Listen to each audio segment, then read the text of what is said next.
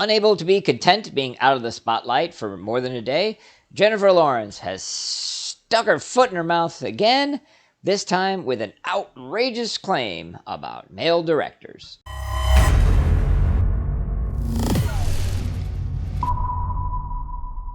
While I've got your attention, do me a big solid, hit the subscribe button, the notification button, like the video right here, right now, and here we go. So, the Old Hollywood Reporter did an actress roundtable with Jennifer Lawrence, Michelle Yeoh, a couple other people.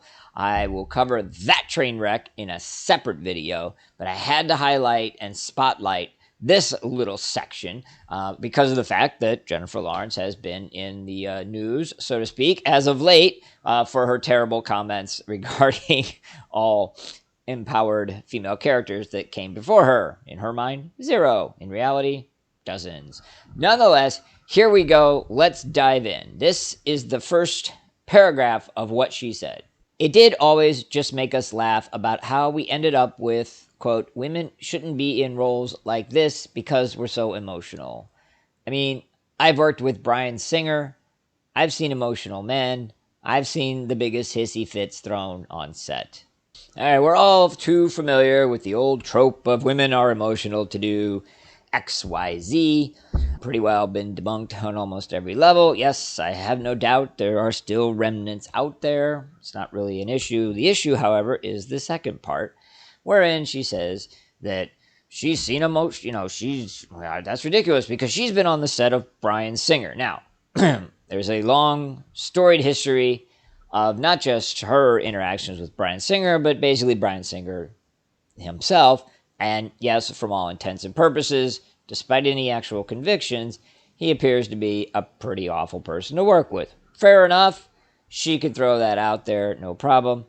But then she basically states that she has been on the set with emotional men. So it isn't that she's saying Bryan Singer is necessarily the emotional man, singular, that she has been on a set with because she has seen him be emotional. She applies it to the whole intentionally, and it doesn't stop there. So the next section is a little bit more verbose, but bear with me here. It was making me laugh when we were talking about the hours and stuff because it was just so interesting to be on a female-led movie. My producing partner and I were the lead producers. We had a female director.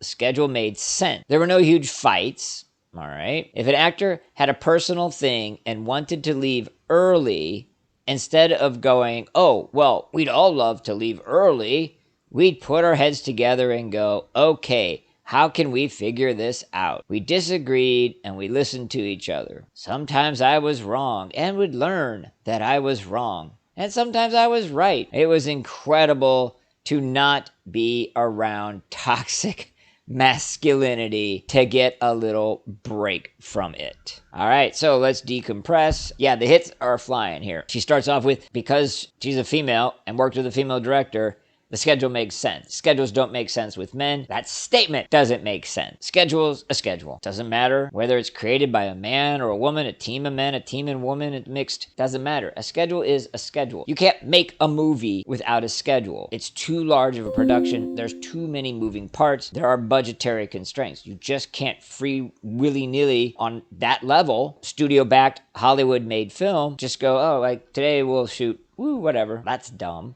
There were no huge fights. What are the odds of you going to work any day of the week and not having huge fights? I don't know, 99.9%. Being a female-led film doesn't have anything to do with there not being huge fights. It has to do with everybody being professional. There shouldn't be any huge fight. Are there? Duh. Yeah, sure. Maybe a higher percentage in a Hollywood studio production? Yeah, sure. You're dealing with egomaniac actors, actresses, producers, directors, etc., that have a bunch of yes men and women around them telling them they can do no wrong. That might lead to a bit of an ego problem. Nonetheless, again, just because it's male directed doesn't ensure huge fight. And then this lovely story about how a cast member wants to leave early and a male director would go, oh, sarcastically, we all like to leave earlier, whereas the female gentles were so nice and gentle and accommodating. Yeah, Wrong. Reference 2 seconds ago. Schedule. We don't just get to, at our jobs, go, today I'd like to leave early with no warning, no preparation, nothing, without consequences. Okay?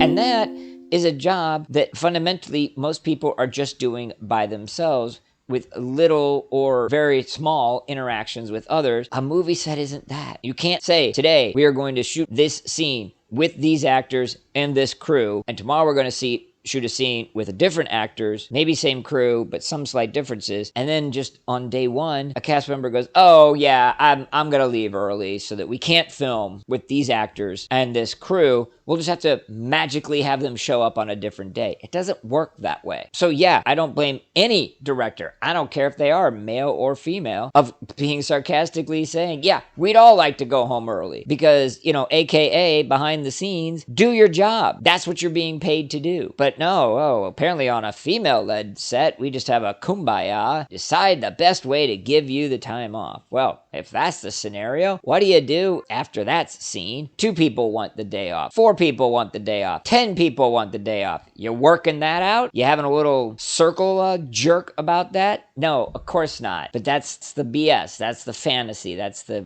thing. And of course, it would not be complete without the final sentence. The true reason that the whole thing was said, to basically say that she's so happy to be away from the imaginary toxic masculinity. Good for you. No doubt, Jennifer Lawrence has a very different tolerance for, quote, toxic masculinity when it comes to choosing boyfriends and husbands, but, we won't get into that because that doesn't fit the narrative. She did wrap things up with one final little tidbit, so let me get into that now. Referencing a female director, she says, my 3rd female director, and they are the calmest, best decision makers I've ever worked with. I absolutely love working with female directors. Okay, so that statement is, without a doubt, absolutely nothing more than her going along with what she thinks the other women at the table want to hear. Now, like I said, I'm going to do a video. The whole thing was just a woke disaster. And she's got to be, I agree with you. Be friends with me. I'm part of your tribe. If she honestly believes this, then she's dumber than I thought. Because that is absolutely moronic. Being a male or a female doesn't make you any more or less tolerant. It is always a breakdown of the individual. You can just as easily have an intolerant female director as you can an intolerant male director. Been that way since